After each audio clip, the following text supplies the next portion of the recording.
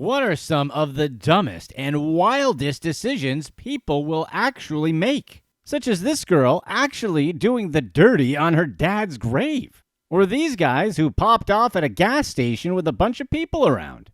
Or these unruly, entitled teens who showed up at a pool at a place they didn't live and refused to leave peacefully.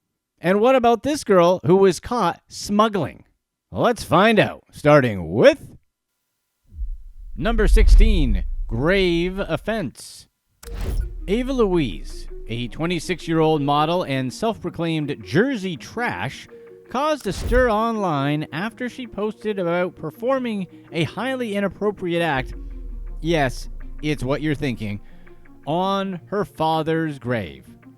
Known for her provocative online presence, Ava claimed that the incident was a form of personal healing. Her act, which she described as art, left pretty much everyone who heard about it outraged, with comments ranging from disbelief to outright disgust. Ava, a content creator on platforms like OnlyFans, defended her actions by linking them to her experiences with fatherlessness, suggesting that it played a significant role in shaping her career. She explained that the act was meant to symbolize the emotional scars many women endure from abandonment by male figures. For her, it served as a form of catharsis. The post, which included photos of her outside the grave in a revealing outfit, received hundreds of comments, many expressing shock and causing her actions disrespectful. Some followers voiced their disappointment, with one remarking that it was a new low. This incident followed another controversial moment earlier in the year, where Ava flashed her breasts at a live stream portal connecting New York and Dublin. Her actions temporarily shut down the portal, which was part of an international art project aimed at fostering global connections. Ava stated that her topless display was intended to send a message that boobs are harmless, and she took pride in the positive reactions from people around her at the time. Despite the outrage, Ava continues to stand by her actions, insisting that her unconventional behavior is a form of self-expression and healing. It sounds to us like someone just wants attention. Seriously, what's wrong with these people? Number 15, the gas station corral. Jalen Briggs, a 22-year-old, was arrested after an armed confrontation at a gas station and a subsequent police chase. We've seen enough Michael Bay movies to know that discharging firearms at a gas station is probably not a good idea.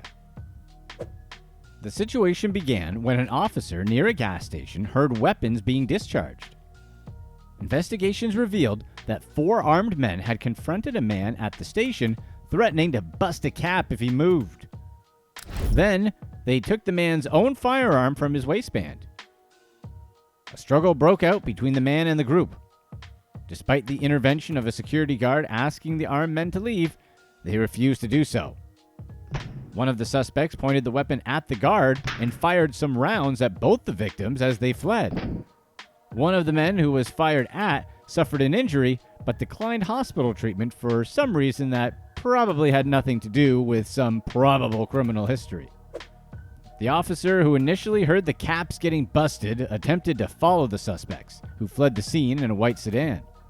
The chase led to a residential area where 2 suspects exited the vehicle and ran on foot, Cobe McCarter and Roger Allen, both of whom have warrants out and are still on the run as of the release of this video. Despite commands from the officer to stop, the suspects continued running. One of the suspects was fired at by the officer, but managed to escape. After a search of the area, police located Briggs hiding in a nearby yard. He was arrested, treated for minor injuries, and then charged. Authorities are still searching for the last remaining unnamed suspect involved as of the release of this video. However, predictably, charges against Briggs have been dropped because key witnesses to the event refused to show up in court. And that security guard had some guts, right? We can't even get the Target parking lot security to tell the lady who's lying about needing money for gas to leave since she's there every day. And this dude is legit confronting guys who are armed at a gas station? If that's not Employee of the Month material, we don't know what is. Number 14, poolside drama. A 16-year-old was arrested by Lakeland police after a confrontation at a pool in North Lakeland. The incident began when officers responded to a complaint that several teens were trespassing at an apartment complex pool. The caller reported that these hoodlums were using inappropriate language and weren't supposed to be there. We get calling people because they're not supposed to be there and getting rowdy, but did they have to report that the kids were also saying bad words? Video footage from surveillance cameras, police body cameras, and a viral social media video captured the events leading to the arrest. The 16-year-old, who remains unnamed due to privacy policies, was seen confronting the person who called, making inappropriate gestures, and ignoring repeated requests to leave. Once officers showed up, things started to get a little out of hand. Lakeland Police Chief Sam Taylor defended the responding officers' actions, saying that they acted appropriately given the circumstances. According to Taylor, the teen escalated the situation by turning back to engage with the complainant after initially heading toward the exit. When officers attempted to arrest him, the teen then physically resisted. At nearly 374 pounds, he significantly outweighed the officers, making the situation a little more complex. The viral video showed the officers struggling to gain control, including the use of a taser. Taylor explained that the taser was initially ineffective, leading officers to use other tactics to subdue the teen. The footage revealed a series of strikes made by the officers, which Taylor clarified as legitimate defense techniques taught in police training. Despite the physical confrontation, the officers ceased using force as soon as the teen complied. The chief noted that the officers were unaware of the teen's age at the time, only discovering it later during the investigation. Following the incident, the complainant received threats online, prompting her to move. Although the arrests garnered significant attention due to the teen's age, the state attorney's office opted not to pursue charges. Taylor emphasized that the officers had probable cause for the arrest, citing false information provided by the teens and the behavior that led to the confrontation. This is a tough one, because on one hand, we don't agree with police brutality, especially when it comes to using force on kids.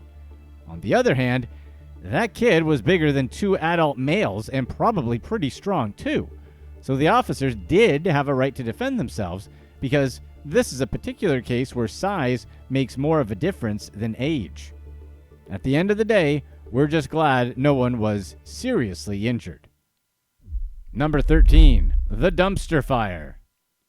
Joshua Darrell McGregor, a 34-year-old trainee manager at a McDonald's in Savannah, Georgia, was sentenced to 5 years in federal prison for arson. We guess you could say he was fired. Frustrated with a busy restaurant and a packed drive-thru, McGregor lit a piece of cardboard on fire and threw it into a dumpster filled with a bunch of flammable objects. He even took the step to ensure that the fire caught before returning to the restaurant. So the blaze quickly grew, forcing customers in the drive-thru to back out of the parking lot as the fire department arrived to control the situation. The restaurant had to close temporarily due to the chaos. McGregor then filmed the incident on his phone and posted it on social media because he's stupid and apparently needs more attention. McGregor was caught after being identified in surveillance footage and later pled guilty to arson in federal court. His actions resulted in a 5-year prison sentence, followed by 3 years of supervised release. He was also ordered to pay restitution for the property damaged in the fire, which he'll probably never be able to do. Federal prosecutors condemned his actions, discussing the danger he put both the public and first responders in. McGregor's defense attorney described his client as a good man who made a serious mistake, which sounds like even his attorney was like, yeah, I don't really know what to say here. The court didn't go easy on him either with that 5-year sentence, because even though no one got hurt, that fire could have caused some serious damage. What's a weirder arrest? Probably this Florida man trying to steal someone else's clothes because he left his clothes at home. We'll cover this guy a bit more in depth in a future video. McGregor will have plenty of time to not deal with a busy restaurant going forward, since he'll be spending a lot of time behind bars. Seriously, how is he ever going to get another job after this? Can you imagine how that interview would even go? So, why did you leave your last job? We got busy and I didn't like that, so I set the building on fire. Oh, well, thank you for your time and we'll be in touch. Number 12. 63 checks to herself. Florida woman Marion Chamberlain from Kissimmee, Florida, dug herself a pretty serious legal hole after being charged with grand theft. Apparently, Chamberlain thought it would be a good idea to start embezzling, because you know how that always works out. Chamberlain, who worked for Miracle Toyota for about 8 years, was responsible for handling the company's finances, including logging vendors and issuing payments. However, an internal audit revealed that she had also written 63 fraudulent checks to herself, and one made out to her husband for whatever reason. The total amount stolen exceeded $447,000. Police discovered that Chamberlain concealed her theft by creating fake vendors in the company's accounting system. She then printed the checks from a printer near her workspace, bypassing company policy, which required checks to be signed by 2 separate parties. After being fired for poor job performance, additional evidence emerged linking her to another 11 fraudulent checks worth nearly $80,000. Authorities worked with various financial institutions to investigate the possibility of more stolen funds. Chamberlain faced a second-degree felony charge, but no public information is available on the results of her trial. Chamberlain's fraud went down in 2020 when a lot of people were struggling with job loss, so her betrayal of a company that had employed her for nearly a decade is just that much worse. She was lucky to even still have a job. Chamberlain's lifestyle during this period remains unclear, but her ability to siphon such a large sum over time shows that her scheme was thought out. Whenever we hear about these cases of financial managers embezzling such gratuitous amounts of money in such a ridiculous way, it always makes us wonder why they think they won't get caught. While Chamberlain was somewhat effective in hiding her scheme, she still stole almost $500,000 and left a paper trail with fraudulent checks that literally had her name on them. All it was ever going to take was for someone to just glance at her work. Any accountant was for sure going to eventually notice that amount of money missing, and there was no way she was ever going to get away with it. Number 11. $13 billion Disappearing Act. Nicholas Puech, a wealthy heir to the Hermès fashion empire, made headlines when his multi-billion-dollar fortune seemingly disappeared. Hermès is a French luxury fashion brand known for its handcrafted leather goods, silk scarves, and high-end accessories, founded in 1837.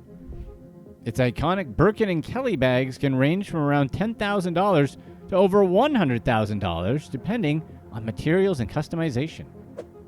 Puech, who owns a substantial portion of Hermès shares, handed over control of his fortune to his wealth manager, Eric Fremond, starting in 1998.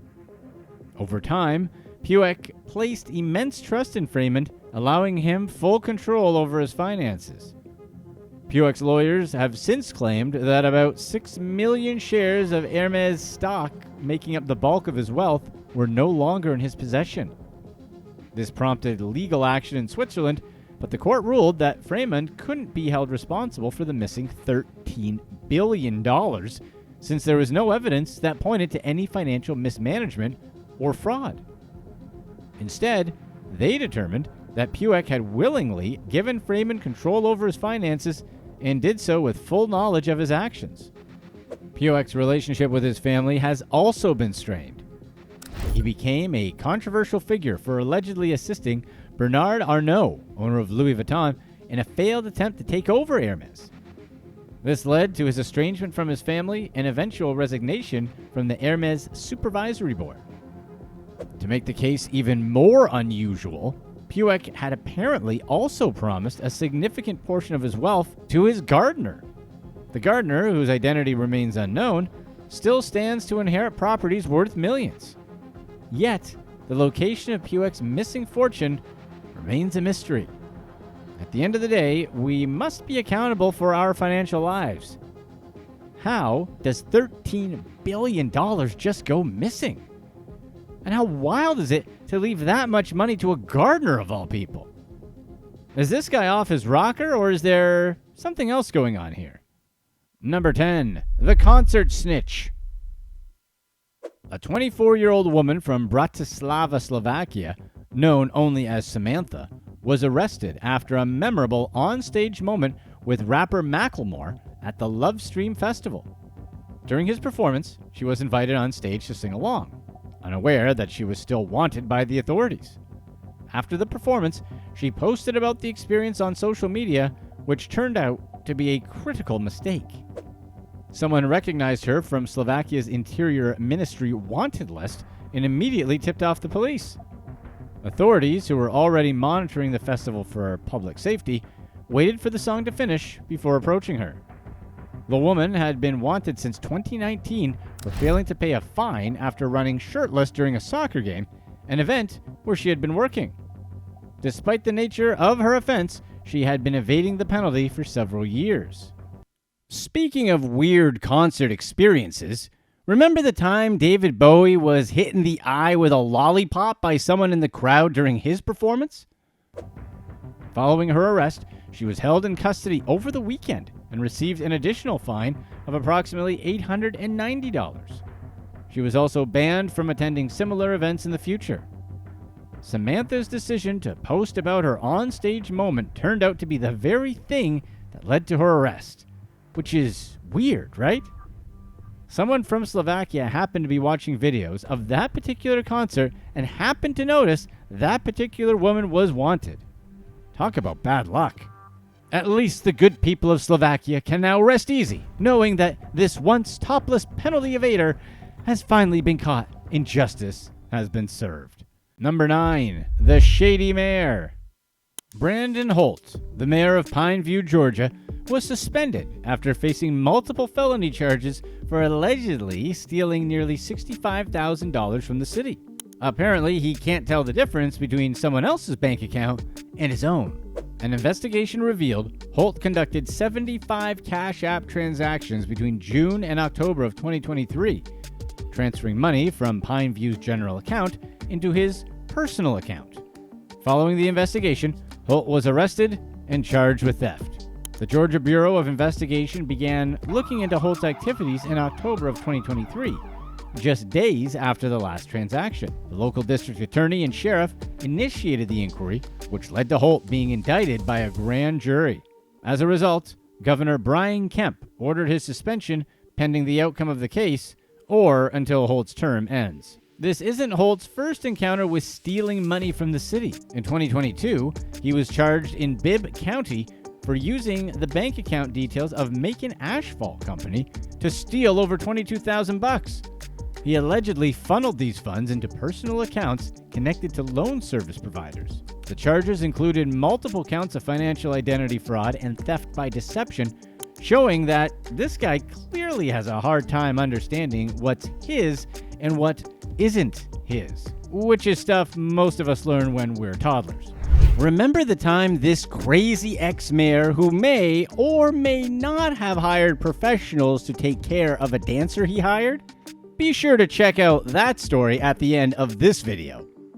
Pineview, a small town with fewer than 500 residents, has been rocked by these allegations. While Holt remains free on bond, the community is divided. Some residents are skeptical of the charges, which is probably just some small town thinking, while others look at Holt's past actions and aren't surprised. The scandal has prompted discussions about removing Holt from office permanently, with legal routes being explored to ensure accountability for his actions. It's weird that there's even discussions about what to do about this guy, right? It's kind of weird that some jobs you can get terminated for showing up late more than 3 times, but if you steal $65,000, they have to think about what to do. Number 8, another shady mayor. Benjamin Cranford, the mayor of Thompson, Georgia, was arrested after there were allegations of providing alcohol to state inmates. Cranford, 52, was hit with felony charges after allegedly leaving a bottle of gin in a ditch for a prison work crew to access. According to the indictment, he purchased a bottle from Seagram's Extra Dry Gin and dropped it off in the path of prisoners working on a roadside in Thompson, Georgia. State authorities became aware of the incident when the Thompson Police Department requested the Georgia Bureau of Investigation, who's apparently very busy dealing with city officials, to look into the matter. The arrest took place after a grand jury indictment was issued, with GBI agents taking Cranford into custody at the Thompson City Administration Office. Witnesses said that the mayor was being led out in handcuffs after a city council meeting. Cranford was charged with furnishing prohibited items to inmates and attempting to commit a felony. He was quickly released on a $5,000 bond, but declined to comment when asked about the allegations. Cranford has only been in office for a short time, but has already stirred up more controversy. Prior to his sneaky alcohol, see what we did? He settled a federal lawsuit related to financial mismanagement as a paving contractor before taking office. Cranford's mayoral duties might not be directly related to these charges, but there's speculation about whether his ability to serve could be compromised. Of course, this has to make you wonder, if Cranford was willing to sneak alcohol to some roadside inmates, what else was he giving them? Further, what's he getting in return? Not that we're all about judging a book by its cover, even though that's what covers are for, but he looks like some sleazy Better Call Saul type lawyer or something. So we just kind of automatically believe he's guilty. So the other shady mayor had history with an asphalt company, and this one had some prior shady history with a paving company. What on earth is going on in Georgia where people who deal with infrastructure and then get into local politics get busted for being shady? It's a weirdly specific trend. Number 7. Tarmac Dash. An unnamed woman was arrested after making a bold attempt to stop a plane from leaving Canberra Airport in Australia. Sounds like someone wasn't very good at managing her time. The woman had apparently missed her flight to Adelaide and decided to take matters into her own hands, running past security and onto the tarmac. She was seen waving frantically at the pilot of a Qantas-linked aircraft, hoping to get his attention before the plane departed. Witnesses captured the bizarre scene on video, showing the woman standing close to the aircraft and then walking back towards the terminal when her efforts predictably failed. One witness accurately described the incident as bizarre and posted online about how crazy it was that the woman managed to push past staff and actually make it onto the tarmac. Fortunately, the pilot was alerted to the situation and shut off the plane's engines to avoid any accidents. Apparently, running near a plane's turboprops is a bad idea. Something about the whole getting too close to giant blades spinning at about 1500 RPMs thing gets all the helicopter moms in a tizzy, you know? The Australian Federal Police arrested the woman on multiple charges, including entering a restricted area without permission and causing property damage. She was also found in possession of a small amount of illegal substances. This isn't the first time someone has tried to catch a plane in such an extreme way. A similar event happened in 2021 at Los Angeles International Airport when another individual ran onto the tarmac in an attempt to wave down a departing plane. The incident caused brief delays at the airport, but operations returned to normal shortly afterward.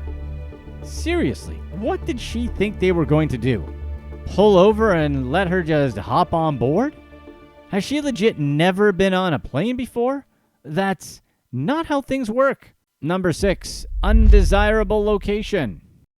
Former boxer Amir Khan, once a light welterweight world champion, has decided to sell his luxurious wedding venue in Bolton just a few months after it hosted its first wedding. The venue, known as the Balmaina, was purchased for £11.5 million and features an extravagant design inspired by Dubai, complete with glass walls, a waterfall, palm trees, and marble floors. Which sounds awesome if it weren't for those pesky annoying neighbors. Despite the grand vision for the venue, which included 3 dedicated wedding floors and a rooftop terrace, there were some issues with its location. The Balmaina sits next to an auto body shop and a car wash, surrounded by unsightly piles of discarded furniture, broken fridges, and dirty mattresses. Apparently, people don't like to see trash at weddings. This contrast between the opulent venue and its less than glamorous surroundings led to mixed opinions, with some locals calling the design an eyesore, while others appreciated Khan's efforts to improve the area. Khan, 37, initially planned to use the venue for both weddings and boxing events, but after months of delays, it seemed like the project was destined to fail. The first and only wedding held at the Balmaina was nothing short of extravagant, featuring violinists, fruit canopies, and a grand arrival of the bride in a horse-drawn carriage and the groom in a Rolls-Royce. However, just 3 months after this event, Khan has put the property on the market for £12.5 million, hoping to find a buyer. While the lavish interior and amenities attracted attention, the delays and ongoing issues, such as damaged brickwork and fly tipping, have made Khan rethink his investment. Doesn't everyone know the 3 rules of real estate? It's a cliche to say location, location, location. Who wants to pull up in a Rolls-Royce next to piles of trash?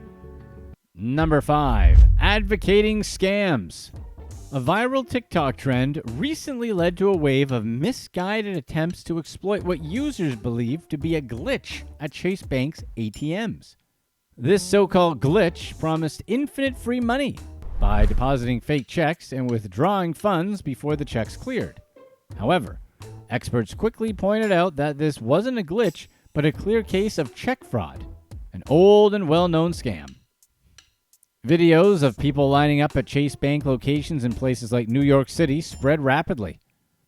Some users even celebrated by posting clips of themselves throwing money in the air and cruising around with their Chase debit cards proudly displayed. For a short time, it seemed like this trend was working, and social media users jumped on the bandwagon. Why are TikTokers telling people to go commit a crime? Maybe the internet is beginning to be a giant IQ test for people. We know that you guys, being our smart, resourceful views, definitely would do some research before you'd believe some wild claim on the internet, much less act on it. But the celebrations didn't last long. Chase Bank swiftly identified the issue and locked the accounts of anyone who attempted to take advantage of the fraud, leaving many with massive negative balances. Some people reported seeing deductions totaling up to $40,000 labeled as ATM deposit error. Financial experts were quick to remind people that just because money appears in your account doesn't mean it's yours to keep. This was, in fact, just straight-up check fraud, and those who participated will face serious consequences. This situation is just another lesson in the importance of being skeptical about things you see on social media. Blindly following trends, especially when they promise easy money, can lead to significant financial and legal trouble. Always fact-check before believing anything online. It's dumb to trust everything without a second thought. Number 4. Asking for time off. Henry Herring, a transit system cleaner from New York City, was suspended without pay after being caught faking an attack on the job. Apparently Herring, 54, wanted the summer off due to the heat, so he came up with this insane plan, even cutting his own hands to make the story seem more believable. Herring told investigators that he was working at a subway station in the early morning when some random guy came and pushed him, then slashed at him with a sharp object, leaving cuts on his hands. However, his sneaky little plan fell apart when surveillance footage showed no such incident at all. So of course they showed him the video, and Herring admitted to cutting himself in a secluded room at the station. So why go to all this trouble? Herring said he wanted to take some time off. He then apologized for wasting resources and said he didn't realize that there were cameras in the area, which is a weird thing to say in an apology. It's like he was saying, "Hey guys, sorry you caught me lying." This scheme wasn't Herring's first time pulling shady business. He had previously served time for robbery and weapons charges, spending a total of 14 years in prison. He was released in 2021 and had just finished his parole before getting hired by the MTA. The MTA's communications director expressed disappointment, talking about how fake reports like this undermine real efforts to ensure safety in the transit system. Going after transit workers are a serious issue, and they do happen. So resources spent on false reports pull attention away from actual crimes. Despite the union's initial support for Herring, they've since declined to comment further. As for Herring, as the release of this video, he's awaiting a court date. facing charges for falsely reporting an incident. It was a stupid move on his part too, since there's cameras all over the transit system. It makes you wonder why Herring wouldn't think that his plan would be caught on video. The dude literally works there every day. How would he not know this? On the flip side, it looks like Herring ultimately got what he wanted. A lot of time off. Number 3. Valid complaint. An unnamed couple is under scrutiny after running off without paying for their meal at a popular restaurant in the UK. Then, they complained about being called out for it because, they're the victims here. The incident took place at the Mackerel Sky Seafood Bar, where they racked up a bill of roughly £62. After enjoying their food, they were caught on CCTV leaving without settling their bill, which infuriated the restaurant's owner, Jamie McLean. CCTV footage recorded both video and audio of the event, capturing the woman in a pink hoodie with blue jeans and white sneakers, while her male companion wore a dark hoodie and jeans. McLean posted the couple's images on the restaurant's social media, where the post was shared widely. Surprisingly, the couple later complained about the online exposure, claiming they didn't enjoy the meal, as if that would somehow absolve them from paying. However, footage revealed they cleaned their plates. This incident follows a trend of similar dine and dash situations in the UK. Just a week prior, another restaurant reported a couple leaving without paying after consuming a hefty bill of £120, including 6 espresso martinis. That's some weird mental gymnastics to complain about getting called out for stealing, isn't it? All you restaurant people out there, what's your craziest dine and dash story? Tell us about it in the comments below. We love hearing this stuff. Number 2, brotherly beating.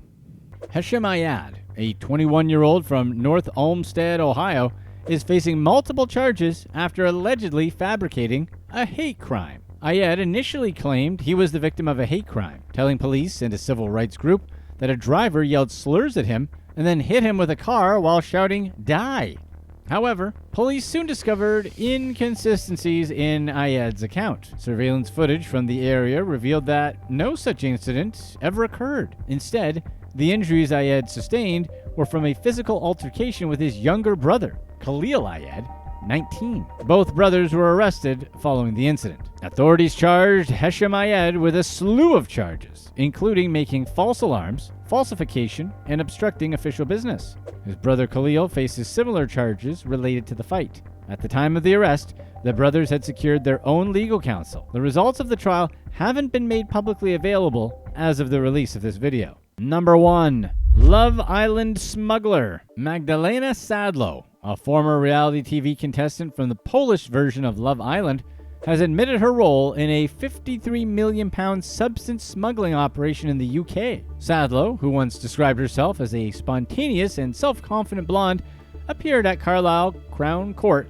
where she was less self-confident and spontaneous and more pleading guilty to conspiring to supply nose beers. Sadlo's involvement in the operation, described as one of the largest busts in UK history, was uncovered as part of an investigation known as Operation Matrix. The 29-year-old was apprehended after flying into Heathrow from Dubai. The court heard how large quantities of nose candy was smuggled into the UK and distributed by an organized crime group. In earlier proceedings, 9 men involved in the same operation were sentenced to a total of 106 years in prison.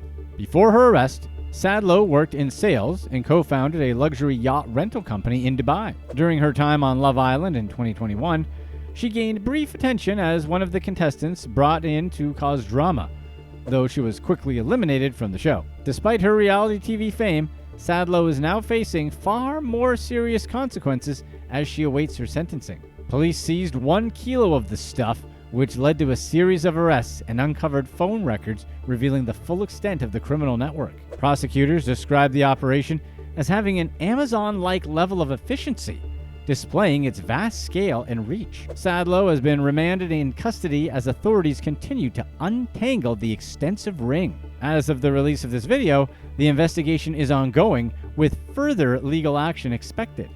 It's funny how she was voted off Love Island, and now she's getting voted off of UK Island. History really does repeat itself. Click to watch one of these next videos.